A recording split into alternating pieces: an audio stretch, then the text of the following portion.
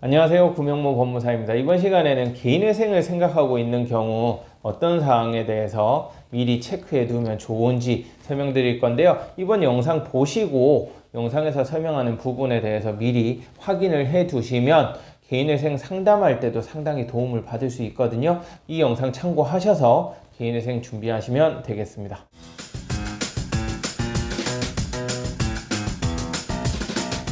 개인회생이라는 제도가 채무가 많을 경우에 내가 이 채무를 감당할 수 없을 때 내 소득에서 최저 생계비를 빼고 남은 돈이 있으면 그 돈을 3년 동안 갚고, 그렇게 해서도 못 갚은 돈이 있으면 그 나머지 금액은 면책을 받거든요. 탕감을 받는 제도예요.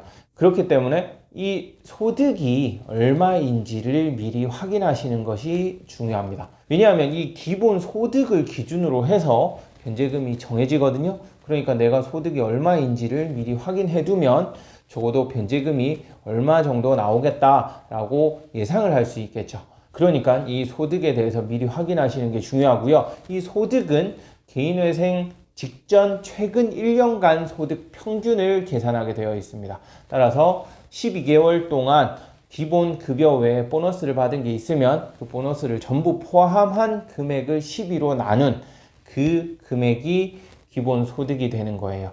그 기본 소득에서 최저생계비를 뺀 나머지 금액이 변제금액이 되는 것입니다. 그러니까 이 소득이 얼마인지 미리 확인하시는 게 중요하고요.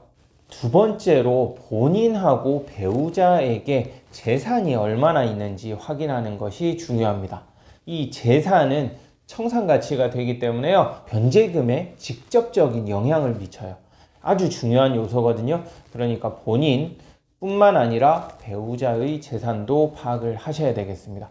다만 최근 서울회생법원에서는 실무준칙이 개정되면서 배우자 재산은 원칙적으로 청산가치에 반영하지 않는 것으로 변경이 되었지만, 아직까지 기타 지방법원에서는 배우자 재산 2분의 1을 여전히 청산가치에 반영하도록 하고 있거든요. 그러니까 배우자 재산이 얼마나 되는지도 미리 확인을 하시는 게 중요하고요.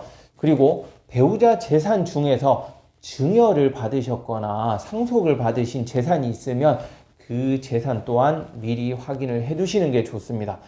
배우자에게 부동산이 있는데 그 부동산이 증여나 상속을 받았다. 그럴 경우에는 2분의 1을 청산가치에 반영하지 않고도 개인회생이 가능하기도 하거든요. 그러니까 배우자 재산이 있다, 거기에 상속이나 증여받은 재산이 있다, 그럴 경우에는 꼭 미리 확인해서 개인회생 상담을 할 때 얘기를 해주시면 상담받는데 훨씬 많은 도움을 받으실 수 있습니다.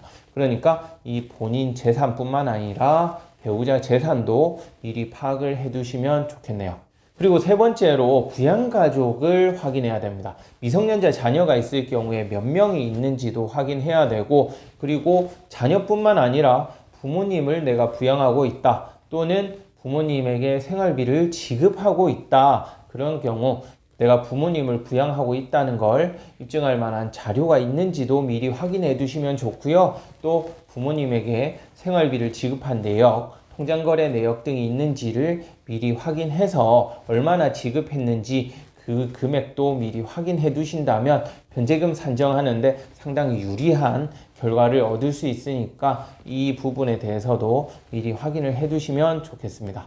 네, 이번 시간에는 개인회생을 앞두고 미리 체크해 두면 좋은 사항에 대해서 설명드렸는데요. 변제금과 직접적으로 연관성이 있는 사항이니까 꼭 확인해 둘 수 있다면 미리 확인을 해서 개인회생 상담 받으시기 바랍니다.